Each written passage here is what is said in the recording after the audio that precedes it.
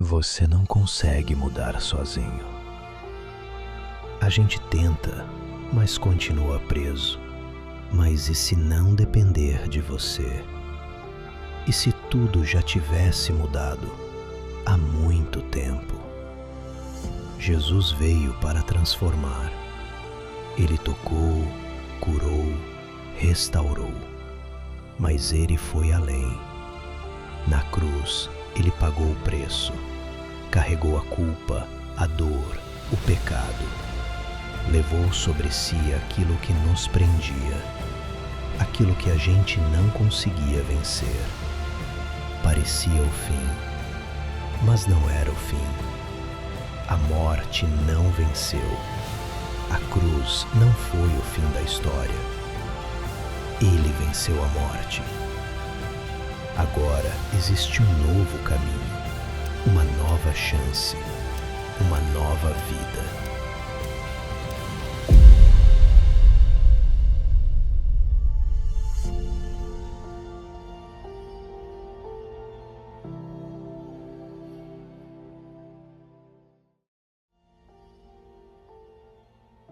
Boa noite, Hope.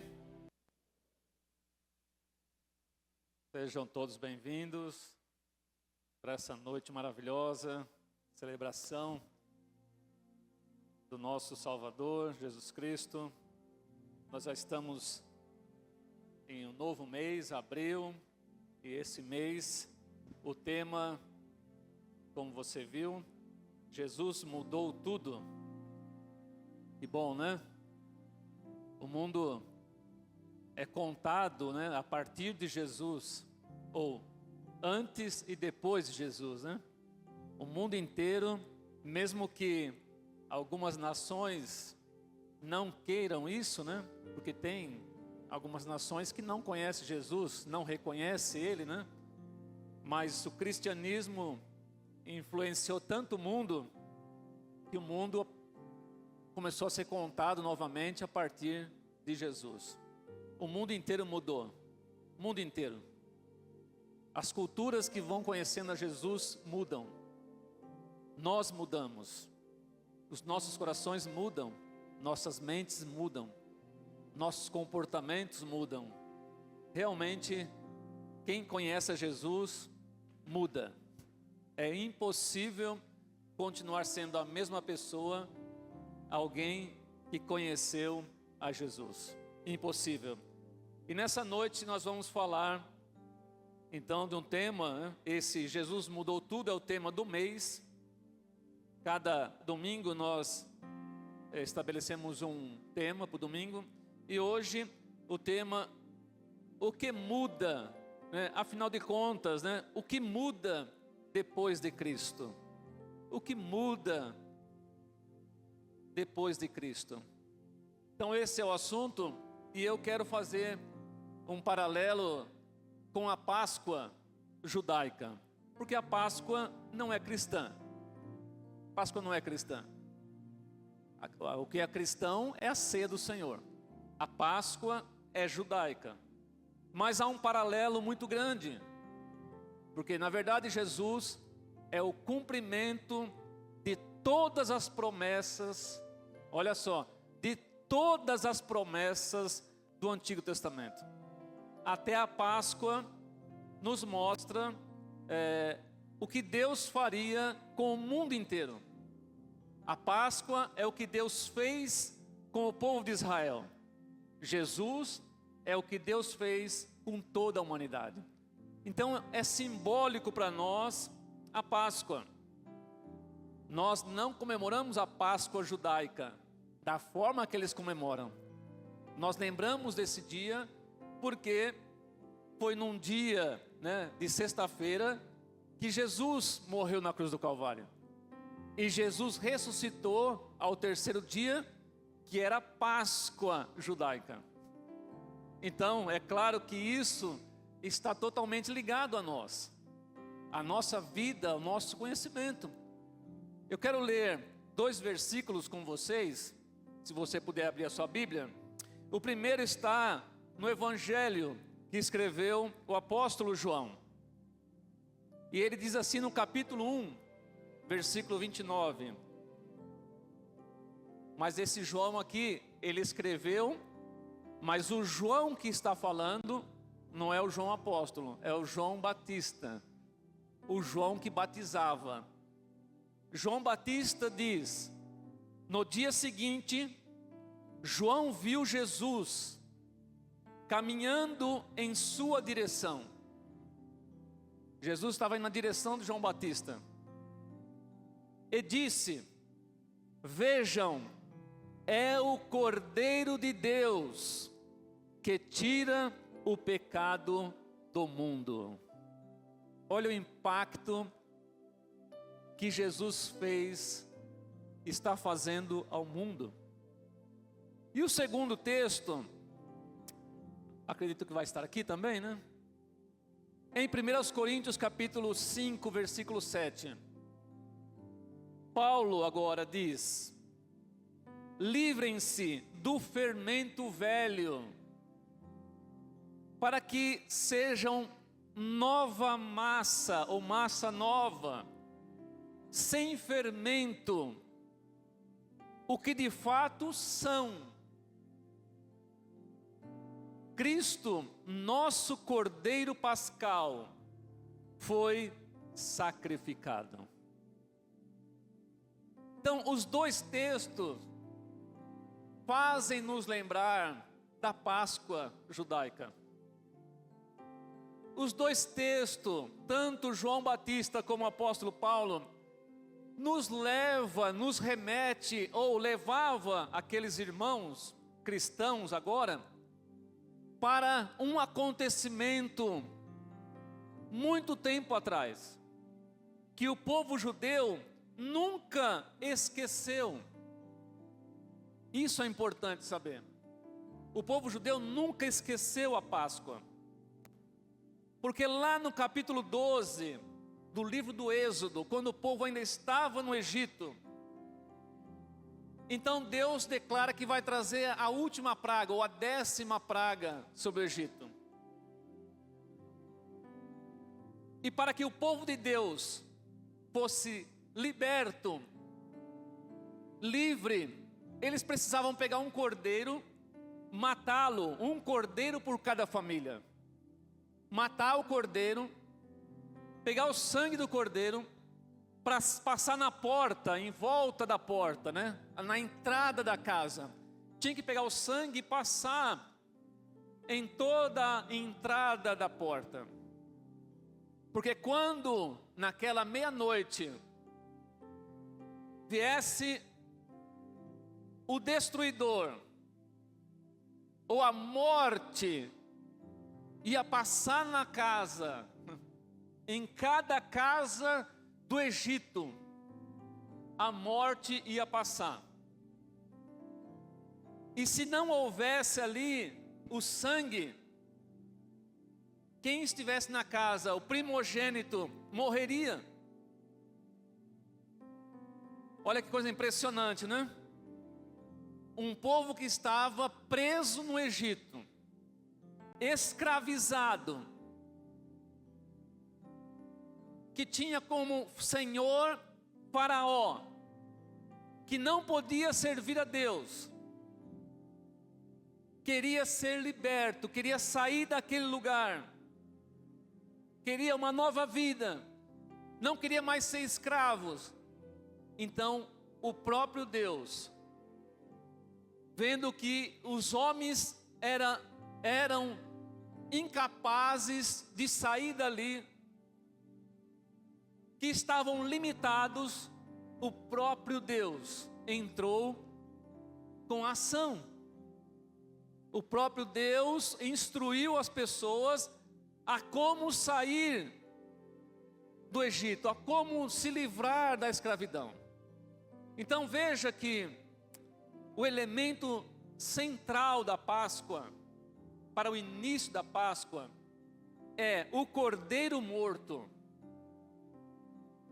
É o sangue do cordeiro na porta de cada casa. Então a Páscoa não foi só ou apenas um evento histórico, né?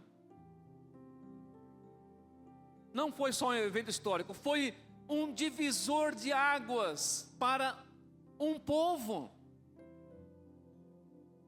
Foi o que dividiu para os israelitas um momento da vida para um outro novo momento. A Páscoa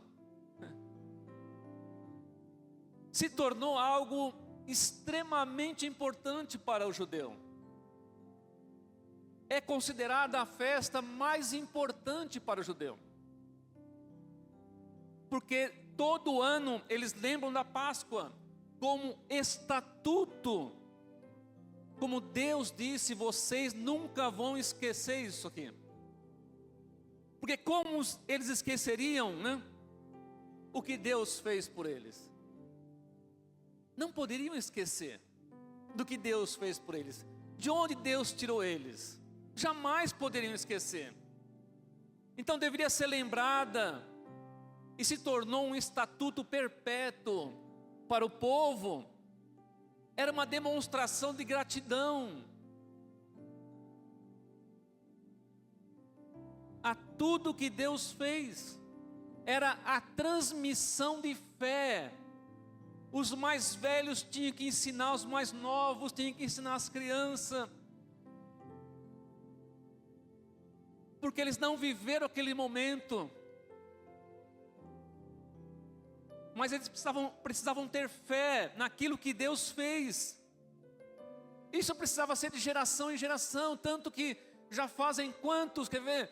2.000, 3.000, uns 3.500 para quase 4.000 anos, que aconteceu a saída do Egito através da Páscoa. Olha quanto tempo, e até hoje o povo judeu celebra a Páscoa, e eles não podem esquecer. Olha o paralelo que nós temos com Jesus, que a nossa Páscoa é Jesus. Da mesma forma, a cruz de Cristo não é apenas um símbolo. Não é um símbolo. É bonito as pessoas andarem com uma cruz pendurada no pescoço, de diamante, de ouro, de prata, seja do que for. É interessante você ver as pessoas simulando a morte ou de Cristo na cruz. É interessante? É. Essa semana eu vi em algum lugar do Brasil uma pessoa foi literalmente crucificada. Pegaram um prego, atravessaram a mão dele e pregaram ele na cruz. Alguém deve ter visto isso na TV.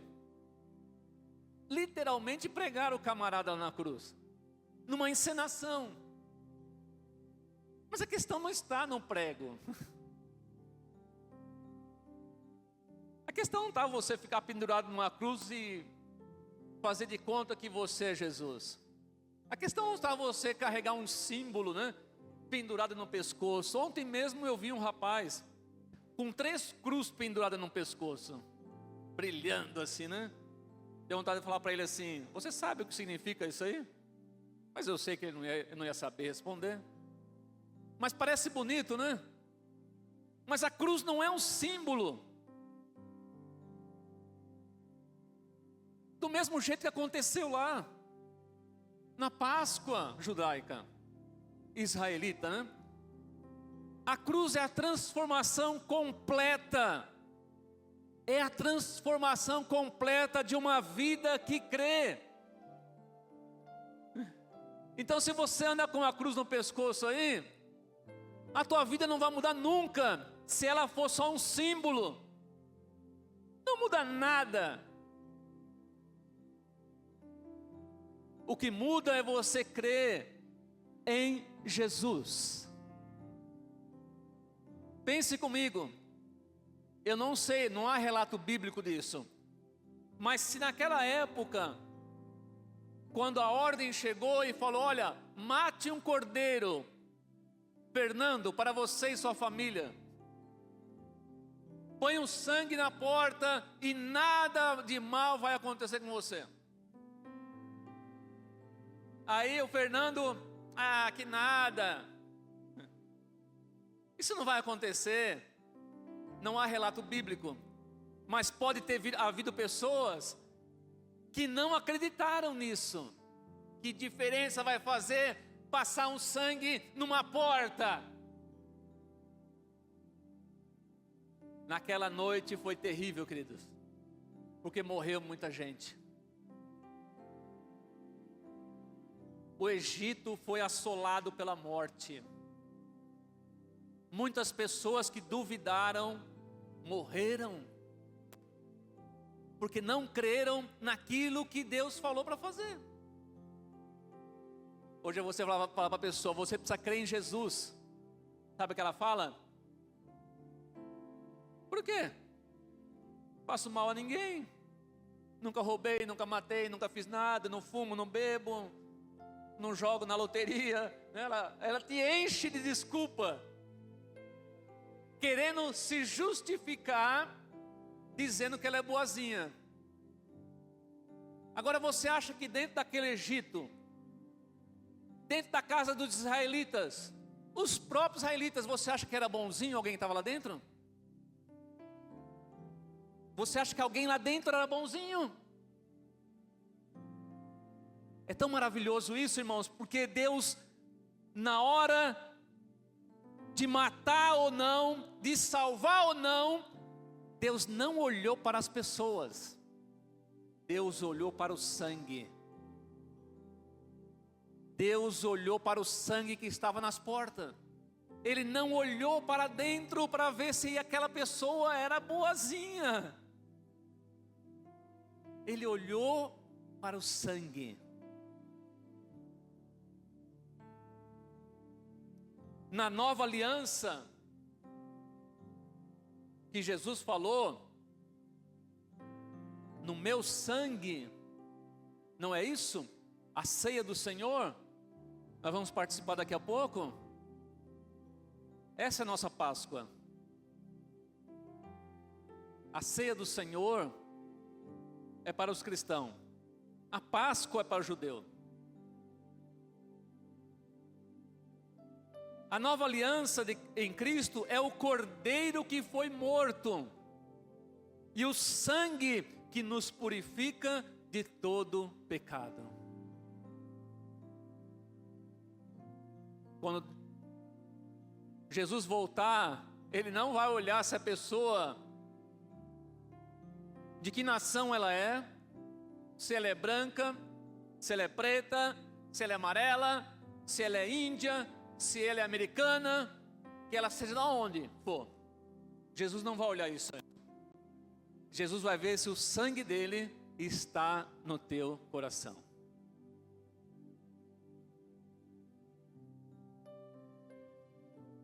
O sangue de Jesus alcançou o nosso coração? O sangue de Jesus está no teu coração?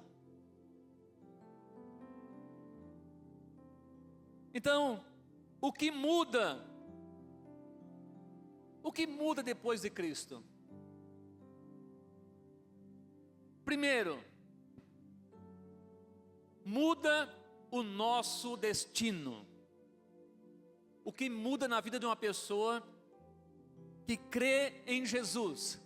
O que muda? Muda o nosso destino. Na Páscoa, nós vamos fazer o paralelo, tá? Na Páscoa, Deus disse: quando eu vir o sangue, passarei por vós.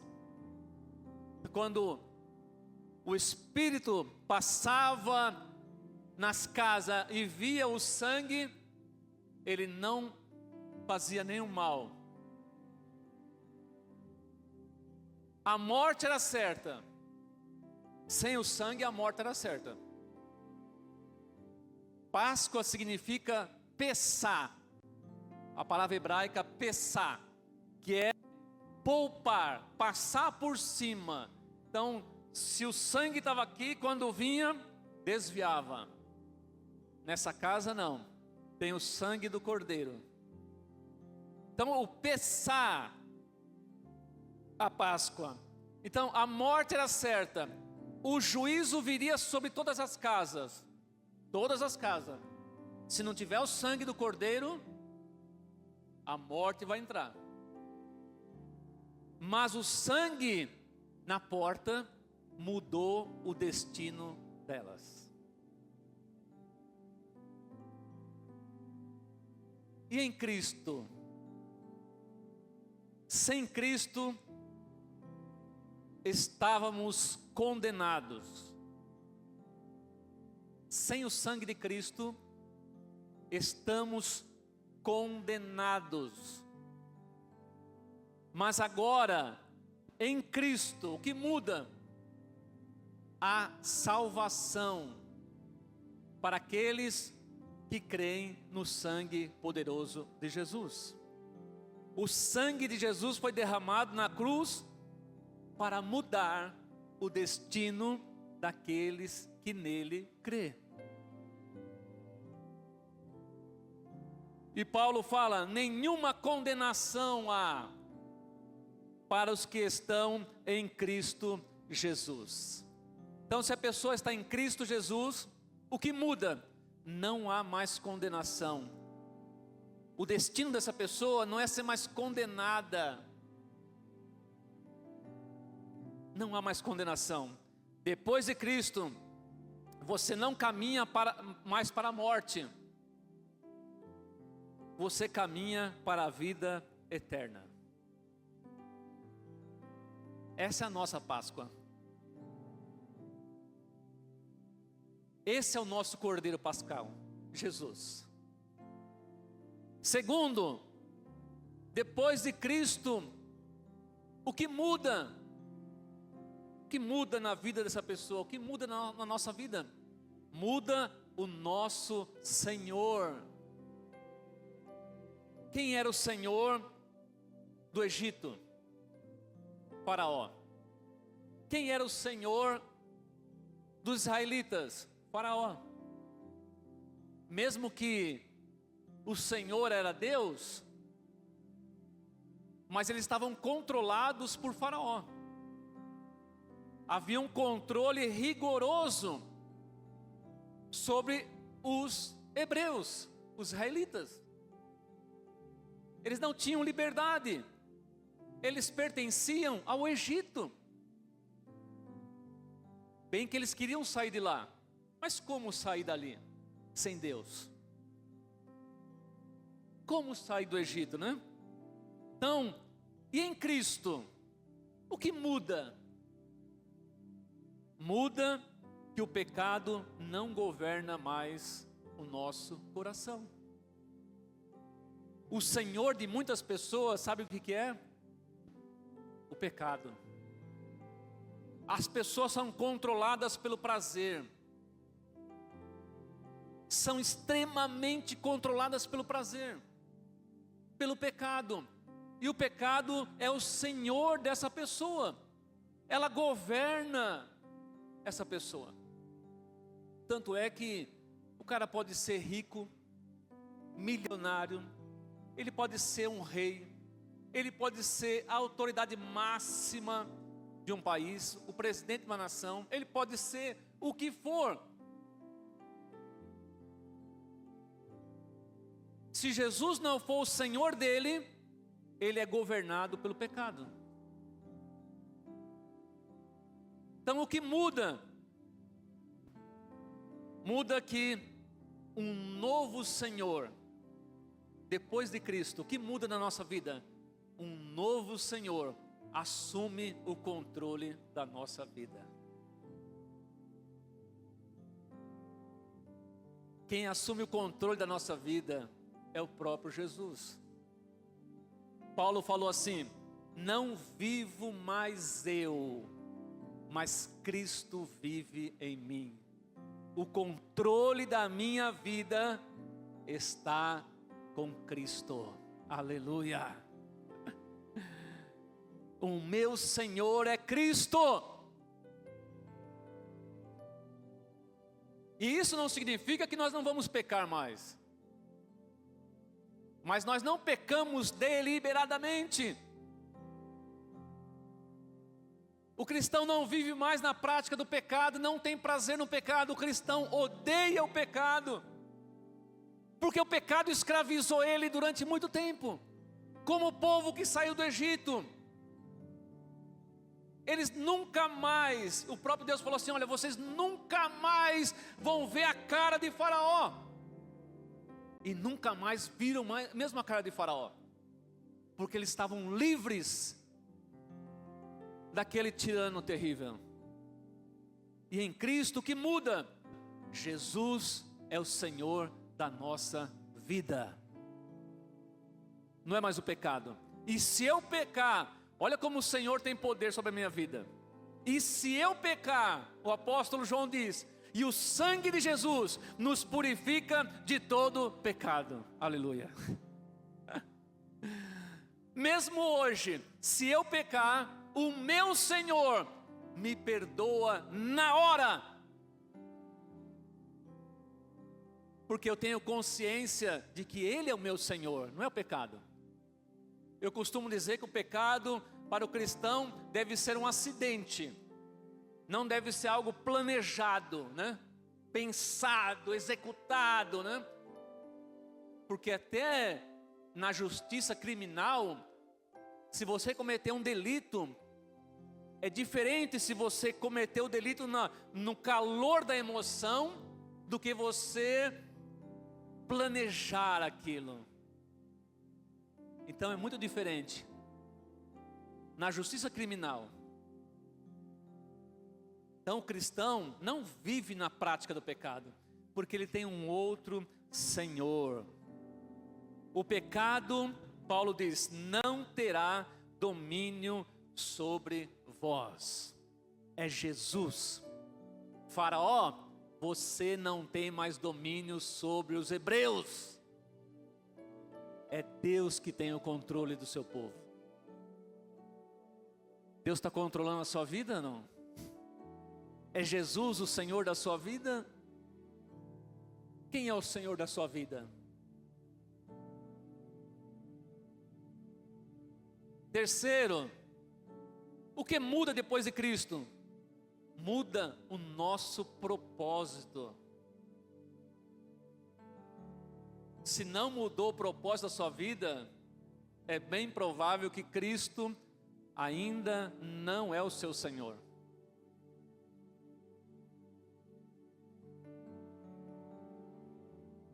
Disse Deus a Faraó: deixa o meu povo ir, para que me sirvam.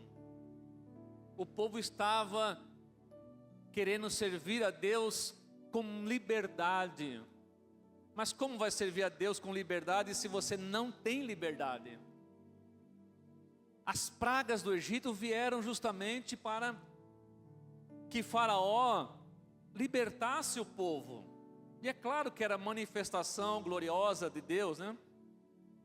Mas a libertação tinha um propósito para os israelitas. Qual era o propósito? Servir a Deus. Ser um povo separado para Deus. O povo de Deus tem que ser separado. O povo de Deus não pode ser misturado com qualquer povo. O povo clamava para servir a Deus, mas eles não podiam. E essa libertação, a Páscoa, veio justamente para isso, para libertar aquelas pessoas, porque Deus tinha um propósito novo para eles. Para que Jesus chama uma pessoa? Para que Jesus salva uma pessoa? Para que Jesus perdoa os nossos pecados? Em Cristo. O que muda depois de Cristo? Muda porque nós fomos chamados para viver para Deus. Somos dele. Você sabe por que a Bíblia chama os cristãos de santos? Mesmo que, né, isso foi exacerbado, né, pela Igreja Católica, né? a ponto de criar imagem de pessoas, tal, para, né, dizer que a pessoa é santa. Não, todo cristão é santo. Aos olhos de Deus, todo cristão é santo. E o que significa santo? A palavra grega é ágios, que significa separado. O que Cristo faz conosco? O que muda na vida daqueles que creem em Cristo? No qual o sangue de Jesus mudou o seu coração ou limpou o seu coração. O que muda? Essas pessoas são separadas. O cristão é povo de Deus na terra. É a igreja de Jesus Cristo. Somos a igreja de Jesus, povo santo de Deus. Não porque somos perfeitos, mas porque o sangue de Jesus está em nós. O sangue de Jesus nos purificou. Agora somos santos. Depois de Cristo, nossa vida ganha outro propósito, querido. Não somos mais as mesmas pessoas. Não vivemos de qualquer maneira. E nem podemos, né? Vivemos para a glória de Deus. Tudo que vocês fizerem, olha o que a Bíblia diz. Tudo que vocês fizerem, ele não está falando que, se você fizer isso, se você fizer aquilo, tudo que vocês fizerem, façam para a glória de Deus, porque vocês são povo de Deus, separado.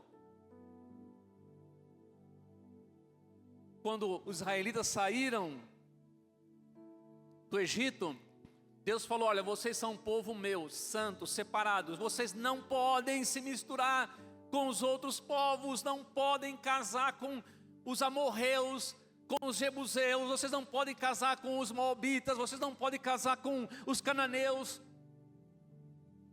Olha só. Eu tirei vocês do Egito para vocês serem meus. Jesus morreu na cruz para fazer um povo santo na terra.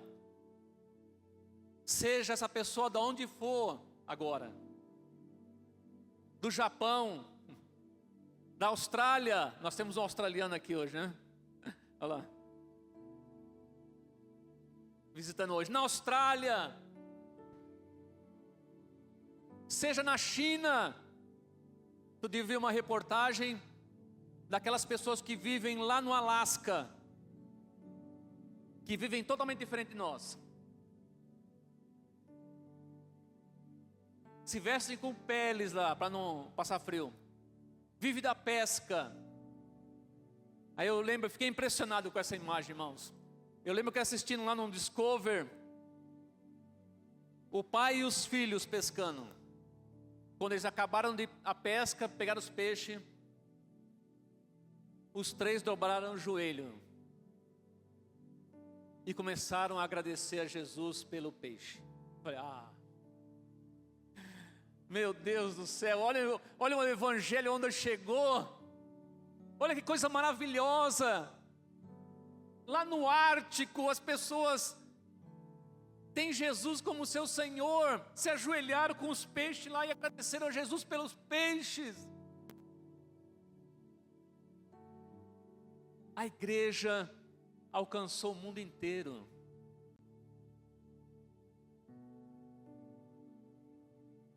Depois de Cristo, o que muda?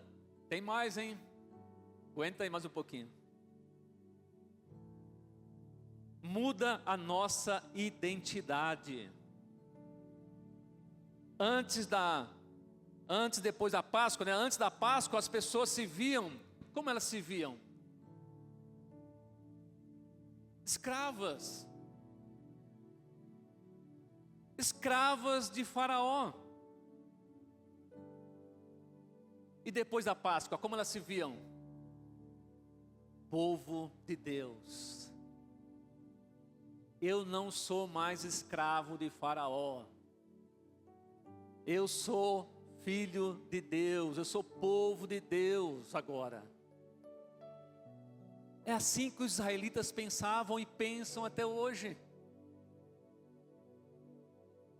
Não somos mais escravos. Antes de Cristo, depois de Cristo. Olha o que Pedro fala depois de Cristo que nós somos.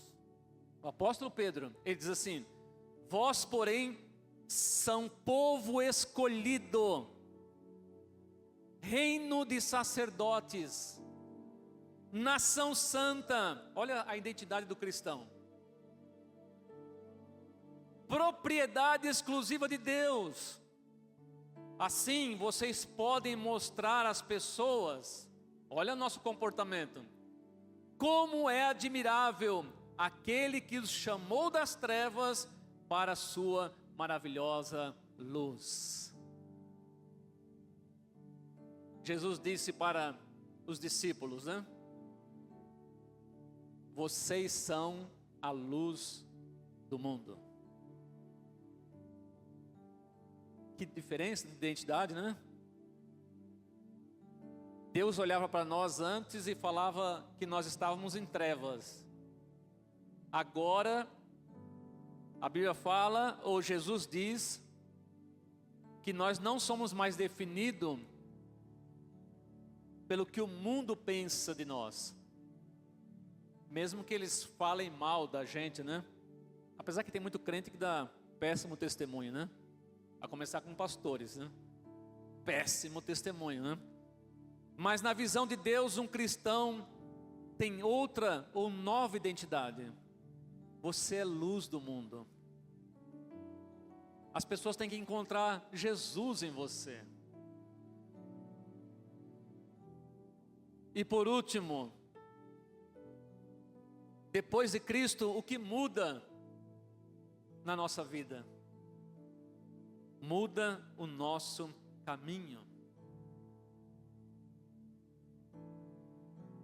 Após a libertação, né, após a Páscoa, o povo israelita estava livre para caminhar.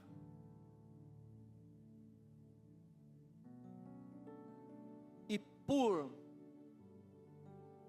desobediência, veja, depois que tudo que Deus faz, né? As pessoas ainda tendem a ter um coração duro, né? E ficaram vagando 40 anos pelo deserto. Mas não era o propósito de Deus. Porque Deus tinha uma terra prometida para eles. Então o caminho deles era a terra prometida. Eles saíram do Egito. Deixaram de ser escravos, deixaram de ser propriedade de Faraó, para ser propriedade de Deus, para serem livres, para a terra prometida, terra maravilhosa que Deus tinha prometido para eles. Eles demoraram um pouquinho para chegar lá, né? Mas chegaram. Se tivessem sido mais obedientes a Deus, né? Olha as consequências dos nossos erros, né? Às vezes nós não pensamos, não consultamos a Bíblia, não consultamos Jesus, achamos que nós somos capazes, né, de decidir tudo, de resolver tudo. E em Cristo, nós paramos na cruz? Nós não paramos na cruz, nós caminhamos.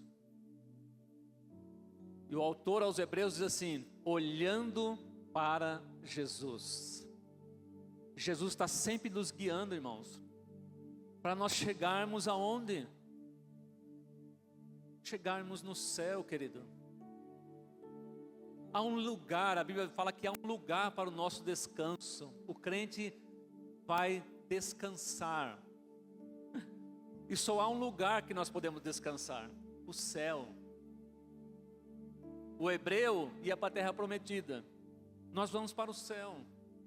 Porque Jesus disse que lá não vai haver mais dor, não vai haver mais doença, não vai haver mais lágrimas, não vai haver mais morte, porque nós vamos estar para sempre com Jesus. Caminhamos para o céu. Você está caminhando para o céu? Está caminhando com Cristo? Para onde você está olhando? Jesus está à sua frente. Olhe para Jesus. Continue olhando para Ele. Eu sei que é difícil. Eu sei que a batalha é grande. O povo israelita, quando chegaram na terra prometida, tiveram que lutar bastante. A caminhada deles foi difícil, foi dura. Mas lá na frente estava a terra que mana leite e mel. Para nós está o céu, lugar reservado para os salvos. Então, Cristo é a nossa Páscoa. Foi sacrificado por nós. E eu quero encerrar aqui e deixar você refletir agora, né? O que mudou na sua vida? O que mudou na sua vida depois de Cristo? Sua vida mudou? Como você se considera? Você se considera um filho de Deus? Você se considera um santo de Deus? E você não é santo porque você é bonzinho. Lembrando, né? Você é santo por causa de Jesus. Então, depois de Cristo, assim como depois da Páscoa, o destino muda, o Senhor muda, o propósito muda, a identidade muda e o nosso caminho muda. O salvo não está preocupado se ele vai ser rico aqui nesse mundo. O salvo não. O salvo não. O salvo não está preocupado se ele vai juntar muito tesouro aqui nesse mundo. O salvo não. O salvo está dedicado a chegar no céu. Como disse um irmão uma vez, né? Que estava passando muita necessidade. E ele disse: com sapato ou sem sapato, glória a Deus. Porque em breve eu vou deixar esse mundo e vou estar para sempre com Cristo Jesus. Que esta palavra abençoe o seu coração, te traga paz, te fortaleça na caminhada, porque a caminhada pode ser longa ainda, né? A caminhada pode ser longa. Nós não sabemos quando Jesus vai voltar. Pode ser daqui a pouco, né? Pode ser amanhã, ninguém sabe. Mas Ele vai voltar. E se eu creio no sangue de Jesus, se eu creio na crucificação, se eu creio em tudo que foi falado aqui através da palavra de Deus, o que me faz duvidar que Jesus vai voltar? Não pode haver dúvida no nosso coração. Jesus vai voltar. Ele disse: e quando eu vier, acharei fé na terra? Em quem Jesus vai encontrar fé aqui? A fé no seu coração ou não? Nós estamos vivendo um tempo difícil, hein? Sabe que tempo difícil é esse? Tempo de mentira. Nunca houve tanta mentira no meio cristão como nós estamos vendo ultimamente. Nunca houve tanta enganação como existe hoje. Nunca. E a grande tribulação vem por aí. Pensou? A grande tribulação. Se as pessoas acham que está difícil agora, imagina quando a grande tribulação chegar. Aí nós vamos ver quem vai estar firme com Jesus. Você está com a sua ceia aí? Quem está com a ceia, fique em pé.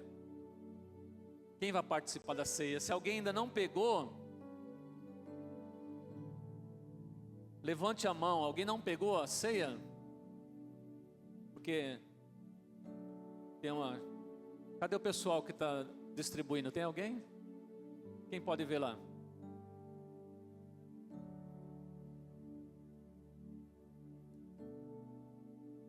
Vivian, tem aqui, ó. Tem aqui, a moça aqui, ó, a irmã aqui. Aqui, ó. Mais alguém? Irmãos, essa é a nossa Páscoa, querido. Na verdade, a Páscoa, né? Ela é para o judeu, lembra?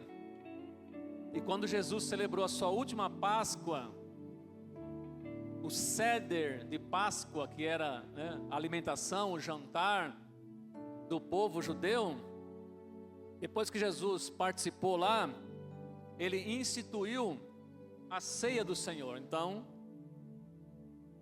ele instituiu o pão, ele disse: este é meu corpo, que é dado por vós, o corpo do Cordeiro. Lembra da Páscoa? O corpo do Cordeiro. Todo mundo pegou sua parte do corpo de Cristo? Feche teus olhos, vamos agradecer a Jesus. Obrigado, Senhor. Obrigado porque a maior demonstração de amor que esse mundo já viu foi o Senhor dar a sua vida por nós pecadores. Aqui está o pão que o Senhor disse que nós deveremos lembrar como o corpo que foi dado por nós. Abençoa, Senhor, esse pão. Abençoa nossas vidas ao comer desse pão. Fortalece a nossa fé. Ajuda-nos. Abre a nossa mente, os nossos olhos espirituais ao participar desse momento. Pai eterno, obrigado por enviar Jesus Cristo ao mundo, o seu único Filho, como prova do seu amor, em nome de Jesus. Vamos comer o pão.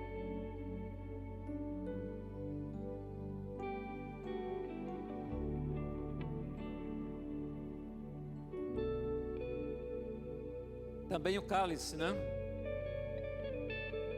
O cálice que representa o sangue de Jesus, o sangue do Cordeiro sem mácula, o sangue que nos purifica de todo pecado. Obrigado, Senhor, pelo teu precioso sangue, pelo qual nós lembramos nessa noite ao participar desse cálice.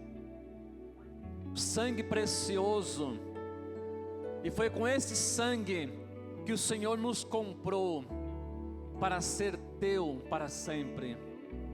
Abençoe nossas vidas, nosso corpo, ao participarmos desse cálice, em nome de Jesus. Vamos tomar.